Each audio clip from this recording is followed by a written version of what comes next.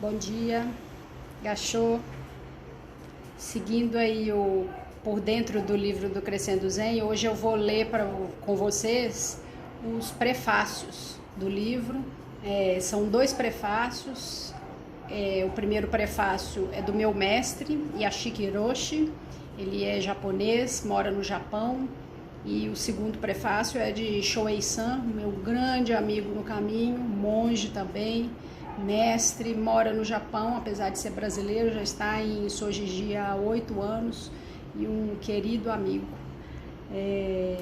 Eu conheci meu mestre, Yashiki Hiroshi, em 2016, numa viagem de férias para o Japão. Eu passei um mês passeando.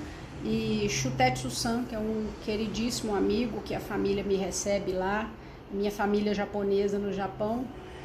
A gente estava viajando de férias e eu já estava muito cansada, já quase no final da viagem, de visitar templos. E falei, Shutetsu-san, pelo amor de Deus, não vamos mais ver templo, não, vamos ver o mar, vamos comer alguma coisa, tô cansada, né? E ele falou, não, esse lugar você precisa ir, porque lá tem um mestre, lá é muito importante, é um templo muito lindo, você tem que ir nesse lugar. Eu falei, então tá bom, vamos encerrar o expediente por hoje. E foi um encontro inesperado mesmo. Quando a gente subiu, ele estava trabalhando no jardim, na encosta, uma encosta muito longa. Os jardins de Yokoji são extremamente trabalhosos. E ele estava todo paramentado, não deu para eu ver o rosto dele, nada, né? E ele parou imediatamente o que ele estava fazendo e veio receber a gente.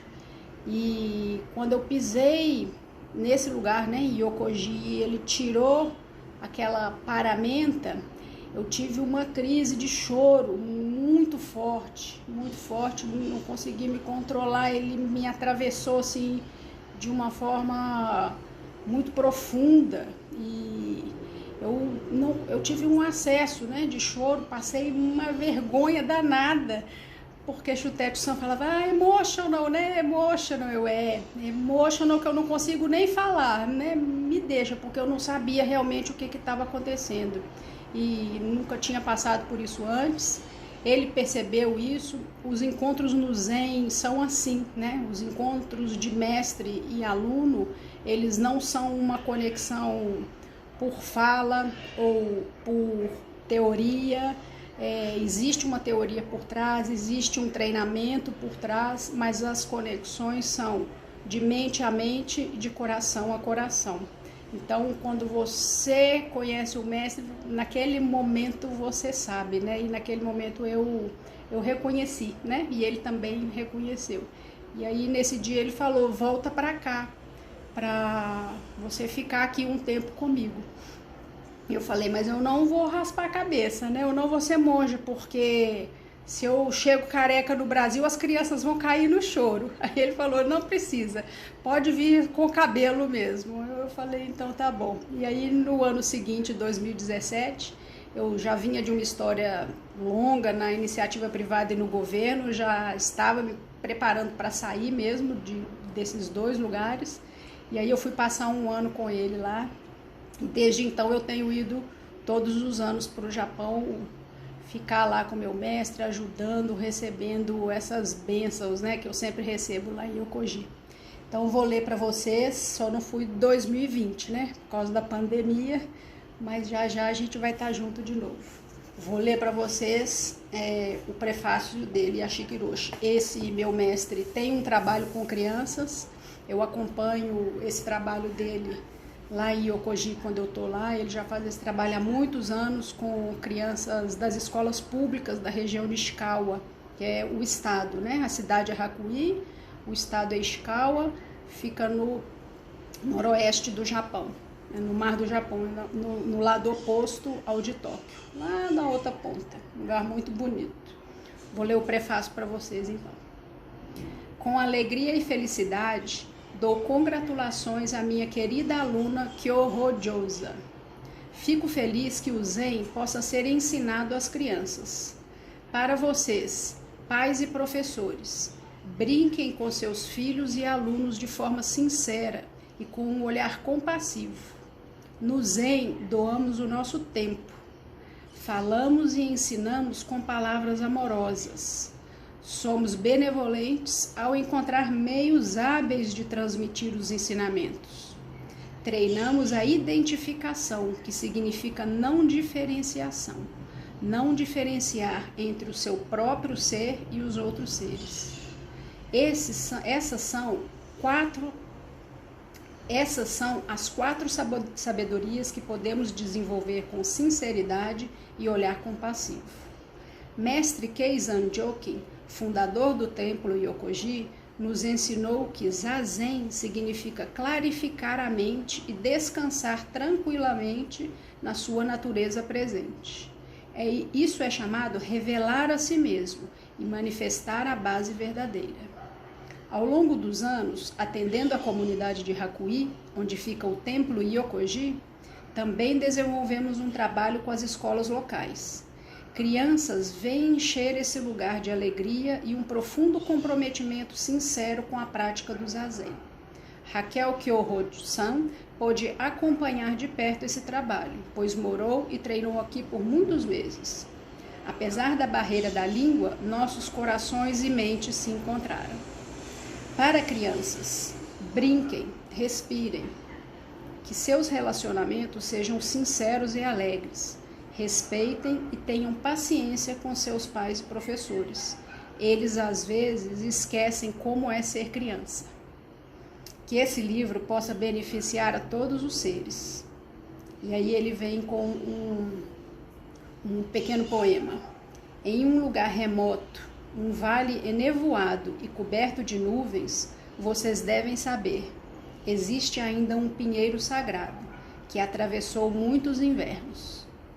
Monge Yashiki Shijo Roshi, Templo Yokoji, setembro de 2020.